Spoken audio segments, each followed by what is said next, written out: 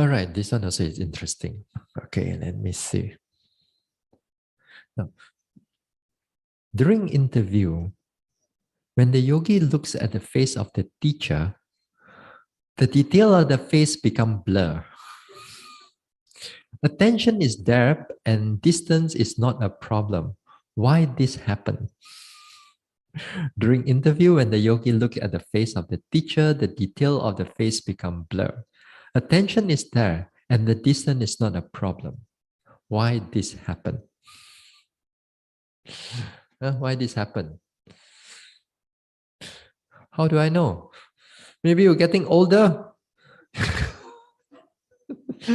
You can't see already. Who knows? This question, I'm perhaps getting older when past 1 or 2 years, perhaps I can understand, Before then, what? Now I'm on the way. That is one thing, but I got another answer for it. That's totally another answer for it. Now, when we are mindful, we are really mindful.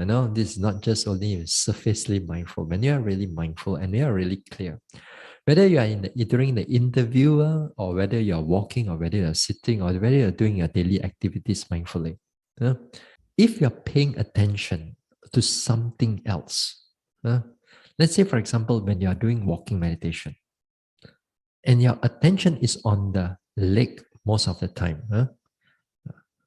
and your attention is on the leg, and you notice that the whole lifting, pushing, dropping, and so on. At times, once in a while, if you aware of your eyes, that time the eyes also is not really focusing on the floor. Your seeing on the floor is also blur for a short while before the whole attention comes to the back to the eye again, and then the vision becomes focused again, clear again.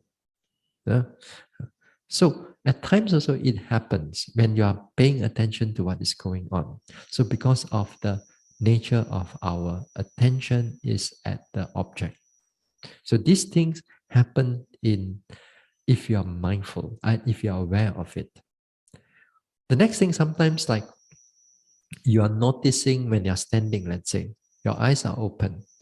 So when your eyes are open, then the time you notice seeing. If you notice the seeing carefully, then that time the seeing object becomes blur. And your this time your attention is going into the seeing consciousness. That means you begin to aware of the seeing consciousness, what is happening internally, rather than what is on the object. Right? What is on the seeing, what is in the object itself. In our everyday life, we don't do like this. We seize the object. We don't notice the seeing consciousness that is happening behind it. So as a yogi, Vipassana yogi, we step back and we begin to notice seeing. So once in a while, if your mindfulness is strong, then the seeing becomes blur.